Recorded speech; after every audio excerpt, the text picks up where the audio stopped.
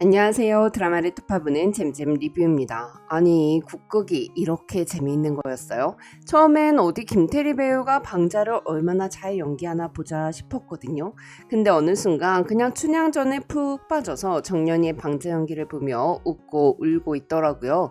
정연이가 찾은 윤정연의 방자는 쉴 새 없이 사람들을 웃기고 관객들 반응을 쥐락펴락하는 광대였습니다. 한편으로는 옥에 갇힌 춘향이를 구해달라며 이몽룡에게 울며 애원하고 지팡이가 부러져 철퍼덕 넘어진 상태에서도 애절한 소리와 연기로 사람들의 마음을 절절하게 만들었죠.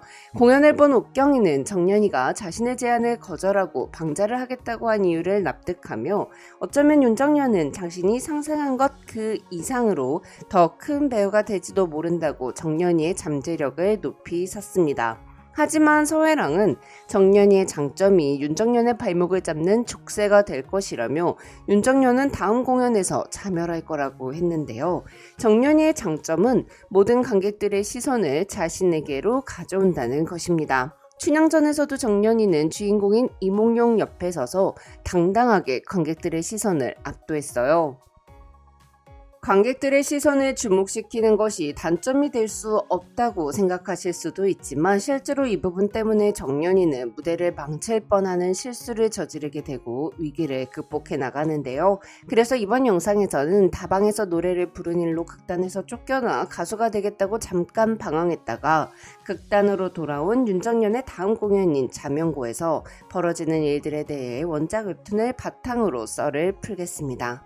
춘향전 공연이 끝난 후 정연이는 연구생들이 모두 있는 앞에서 강소복 단장에게 방자 연기를 잘했다고 칭찬을 받았고 정기 공연 자명고의 오디션 대본을 받았습니다. 자명고는 낙랑국의 공주 목련이 적국인 고구려국의 왕자인 호동을 사랑하여 스스로 울려 적군의 침입을 막는 낙랑의 신고인 자명고를 찢음으로써 조국을 패망의 구렁텅이로 빠뜨리고 자신도 비극적인 죽음을 당하는 작품인데요. 영서는 자신이 원한 대로 악역인 고미걸 역으로 캐스팅되었고 정연이는 호기롭게 호동왕자 역을 오디션 봤으나 호동왕자는 옥경이 맡게 됐고 정연에게 돌아온 배역은 낙랑국의 군졸 1이었습니다. 군졸 1은 고구려 군사가 몰려오고 있습니다. 이 대사 한 줄을 갖고 있는 단역이었는데요. 정연이는 비중에 상관없이 악역인 고미걸을 연기하는 영서처럼 계속 보고 싶은 군졸 1을 연기하고 싶었어요. 왕자보다 더 멋들어지게 연기를 하고 싶었죠. 하지만 어떻게 해야 할지 전혀 감이 오지 않았습니다. 방자는 대사도 많고 춘향전은 5살 배기도 않은 얘기니까 어떻게 하면 되겠다 감이 딱 잡혔는데 군졸 1은 대사도 딱 한 줄이고 당최 어떤 사람인지 전쟁엔 왜 나왔는지 어떤 마음으로 죽는 건지 알 수가 없었죠. 이에 백도행은 고민하는 정연이에게 자명고가 어떻게 생긴 세계인지 알아야 한다고 조언을 합니다. 아마 드라마에서는 옥경이가 정연이에게 조언을 해주겠죠. 정연이는 전쟁 당시 성당에서 난리를 피했을 때 10대 후반 정도 되는 군인이 와서 물을 좀 달라고 하여 한 바가지 줬던 기억을 떠올리는데요. 그리고는 군인의 마음을 이해하기 위해 군인 잔치에 가보게 되죠. 정연이는 자신이 국고단 연구생이라는 걸 밝히고 군인들에게 어떤 마음으로 전쟁에 나가는지 물어봤습니다. 이 과정에서 한 여군이 적벽가의 군사 서름을 부르는데요. 이 조조의 군사들이 전쟁 나온 서러움을 이야기하는 대목인 군사 서름에는 박차고 나와 싸우고 싶은 열망과 내 사람들을 지키겠다는 간절함이 담겨 있었어요. 정연이는 군사 서름을 계속 불러봤습니다.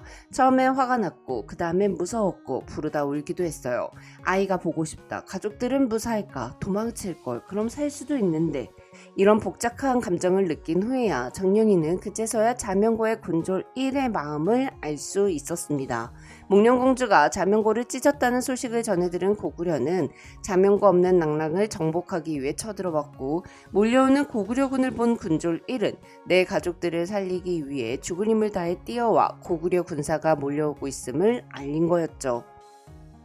이에 정연이는 무대에서 단 한 줄의 대사 이외에 쉬지 못하고 뛰어온 걸음걸이와 지친 얼굴, 간절함을 연기했어요.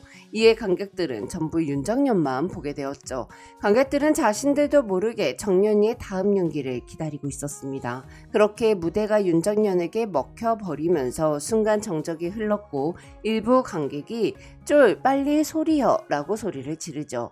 이에 정연이는 대본에 없던 군사서름 소리를 하기 시작합니다.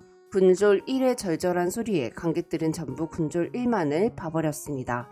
다행히 목련공주 역을 맡은 해랑이 정연이의 소리에 맞추어 자연스럽게 즉흥춤을 추며 정연이의 돌발 행동을 자연스럽게 극으로 가져왔죠. 사랑 때문에 나라를 지켜주는 자명고를 찢어버린 목련공주의 죄책감이 담긴 즉흥춤과 심장을 울리는 군졸 1의 소리에 관객들은 모두 눈물을 흘렸어요. 자신의 무대가 끝난 정연이는 사람들이 자신만을 봤다는 것에 흥분했습니다. 하지만 문옥경은 다른 배우를 내쫓고 무대를 독차지하려는 사람은 국곡을 하면 안 된다며 정연이에게 화를 냈고 강소복 단장은 정연이를 자명고 무대에서 잘라버립니다. 독불장군처럼 무대를 휘저어버리는 사람은 배우가 아니었으니까요. 한편 무대에서 잘린 정연이는 자신이 대체 뭘 잘못했는지 알 수가 없었습니다. 사람들이 나만 보는 게 어찌 내 잘못이냐 라고 생각했죠.